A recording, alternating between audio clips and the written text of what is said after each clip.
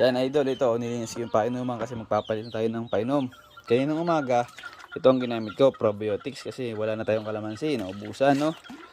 Bali ngayon, magbibigay ako ng Vitamin Pro, pero konti lang, hindi ko pupunuin yung kutsara.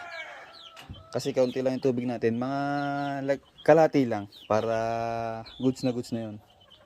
Papakita ko sa iyo kung gaano kadami. Ito, goods na to idol. Yan, lagay mo lang yan dyan. Tapos merong isang panghalo. Yan, haluin mo lang ng maigi. Yan. Tapos ayan na, ayos na yan. Pwede mo na ipainom.